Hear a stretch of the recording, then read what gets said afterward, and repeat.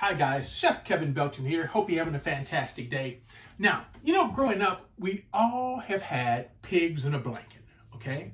But have you ever made homemade pigs in a blanket? That's what we're gonna do today. We're gonna make homemade pigs in a blanket. So, what I have here, I have flour, a little sugar, a little bit of salt, and a little baking powder. And I just wanna get these all stirred together as I put them in my bowl. You don't have to sift this. This is just regular all-purpose flour, okay? Now, into this, I want to cut in some butter. What I have 4 tablespoons of butter that I've just cubed up. You know, and this is, my mom used to take a fork, and she would cut butter in with a fork. Sometimes I use my hands, but you know, when you're making a dough, this is what makes the dough nice and flaky, is getting that butter cut in. So what it should look like, it should look like little pebbles. And that little pebbles, that's the butter in there. And that's what's gonna make it nice and flaky, okay? See how that's getting in there? So you can see some big chunks. Let me see if see how you can see some of the big chunks, but it looks like little pebbles.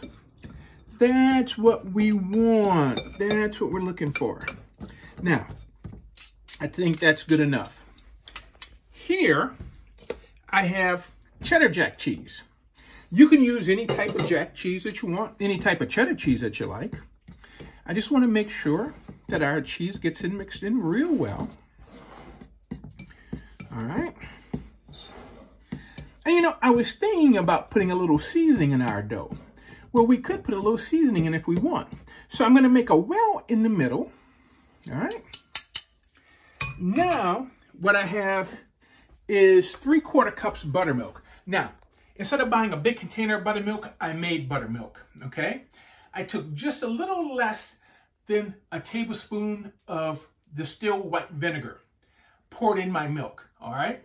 So you normally use a tablespoon of vinegar, distilled white vinegar, for every cup of milk. So I did just a little less than a tablespoon, and then fill it up to where you need it. So here, basically what that does, you know, buttermilk has that tartness, so that vinegar does the same thing here. It gives it a nice little tart flavor, okay? So instead of buying that entire container of buttermilk. So you're gonna see how this is gonna come together fairly quick. And you know, this is one of those things where they say we don't want it overworked, okay? But you can see how it's coming together.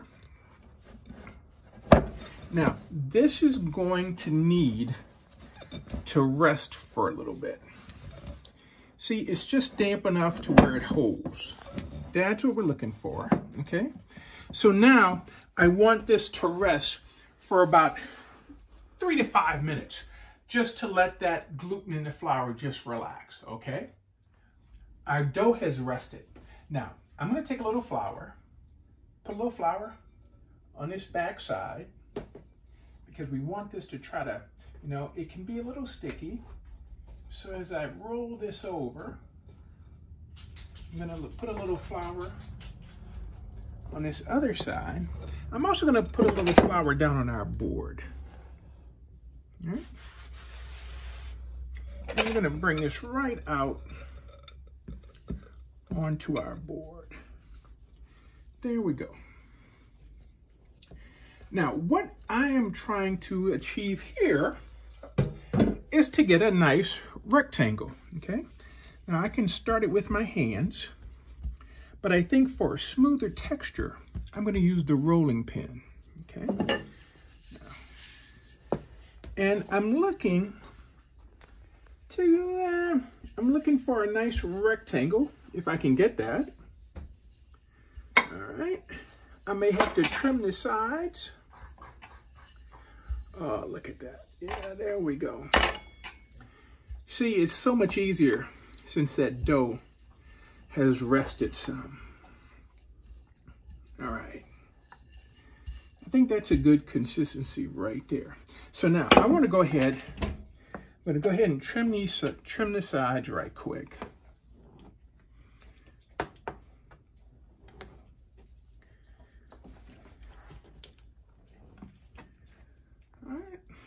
Now, I'm going to do this like that. I find the pizza cutter makes it a little easier. Now, with these rectangles, I'm going to cut these right at an angle, and that'll give us our little triangles. Look at that. So here we go this way, right over here, this one, right like that, and our last one. So now all we have to do is take our hot dog, wrap it in, and put the point side down, okay? Now, the oven is preheating at 400 degrees, okay? I am going to wrap these up, point down. You could do this on a grease piece of paper. I'm using a piece of parchment paper, okay? And what's nice is that cheese in here is going to give a wonderful flavor. And if you want it, we could have done some dry herbs into our dough. So let me get these all wrapped and we'll be ready to get these in the oven. Now, they're all wrapped. Oven, 400 degrees. They're going to bake anywhere from 12 to 13 minutes. So I'll check on them in about 10 just to make sure. Guys, I tell you what, they look so good.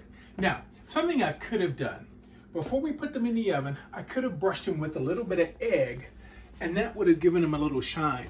What I did do when they came out, I brushed them with a little bit of butter. Now, we have cheese in the dough. Before putting them in the oven, we could have put some cheese on.